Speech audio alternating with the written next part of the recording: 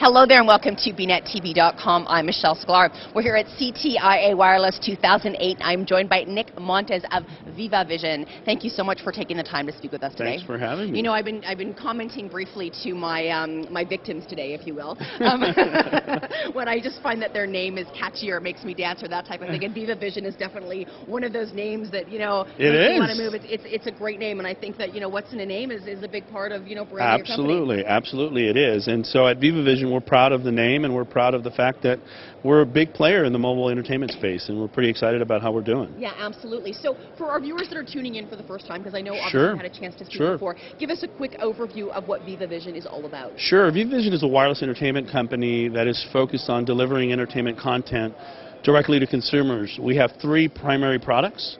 Our most successful product right now is our entertainment slideshow applications. We also have video on demand channels live today, and we also have live streaming capabilities, and we're doing that right now in Latin America. Okay, Product so let's go back to the first product, if you will, when we were talking about the slideshow capabilities. Right.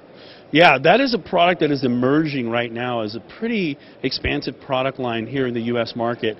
We introduced it last year with a couple of selected carriers, and that product has grown exponentially in the past 12 months since we last talked. So give us a real-world example of how that works. Yeah, so what we've done is we've created these entertainment slideshows. It's kind of the bridge between wallpaper and video. Okay. And so what we've done is we've taken static images and wallpaper. It's a business that's really stagnating. And what we've done is we've kind of brought them to life by creating an entertainment solution with the still image. Okay. That is not exactly video, falls a little short of video.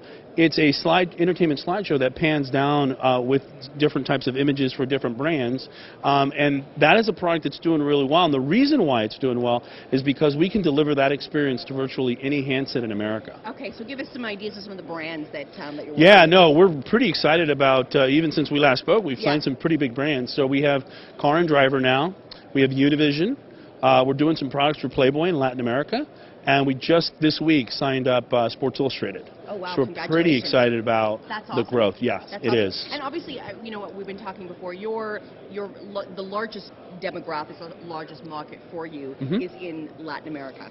Well, it is, and it has been for the company historically, but we grew so much last year here in North America, in large part because of the popularity of our entertainment slideshow product, that we're seeing much more growth here in terms of month over month and year over year than we ever have. And it has to do with the fact that we've created a new product category, and that in the entertainment slideshow space. Right, right. Yeah. Okay, so even going back to the brands, one of the different sessions that were occurring at the pre-CTIA events, if you will, yesterday type of thing, one of the things that we're talking about, especially in mobile marketing end of things and content, content delivery and content choices, are consumers really getting what they want? And are companies able to really measure the success of what they're delivering to the consumer?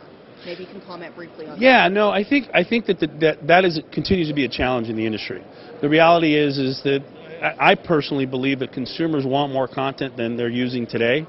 The industry as a whole hasn't made it easier for consumers to actually acquire that content. It's still relatively challenging. There's not one universal way of doing it. If you want to run a mobile advertising campaign, you still have to do it by way of an SMS short code. That's still really confusing for most consumers in America. The younger kids, probably 13 to 24, get that, and it's becoming more popular in large part because of programs like American Idol. But that being said, the mass consumer market is still not there. Right, and even in terms of keeping content relevant, you were talking about some of the brand examples for Car and Driver, you mentioned, you just signed Sports Illustrated, you were talking in Latin America that you have Playboy. Now, obviously, we don't want to get too controversial here, kids, but at the same time, I think it's interesting to sort of understand maybe what brands are more popular in different demographics and how you're sort of looking at you know what I mean? Because it does go back to being relevant. Absolutely, and so that's part of what you mentioned. A few of the brands that we feature today, and what you'll find is we're trying to hit the brands, and more importantly, the content that hits that sweet spot. And that sweet spot really is that kind of target demographic, kind of 18 to 35. That's where you see the mass consumption of content. Okay. And so we're trying to hit different subsegments of that marketplace with all of our products, right? And so you meant, Playboy hits a certain target market. You've got Car and Driver that hits more of a male market, right. but that's that 18 to 35 demographic. And we are launching other products and services that are hitting other demographics. So we've got a product that's going to launch in 30 days on Verizon called Cute and Funny Pets, targeting more of the teenage, younger girls.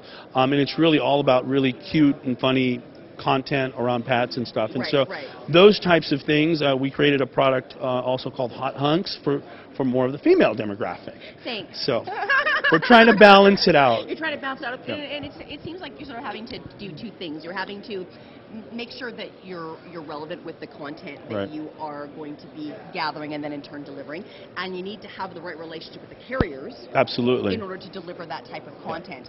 And as we go through our time here in the mobile space, things they sometimes they seem like they're evolving really fast, and sometimes it seems like forever for things to happen. Right. How have you found that your relationship with the carriers has evolved, if you will, over the last little while? Yeah, no, we've seen obviously a tremendous amount of cooperation with the carriers. We announced a few weeks ago our exclusive relationship with Verizon, where we're the exclusive provider of entertainment slideshows for Verizon Wireless, and we're really proud of that. And I think at the end of the day, for the carriers as well as their respective subscribers, it's about what value you're driving. So are their consumers seeing entertainment value in the products that you deliver, which translates into really ARPU for the carriers, and that's a big metric for them this year.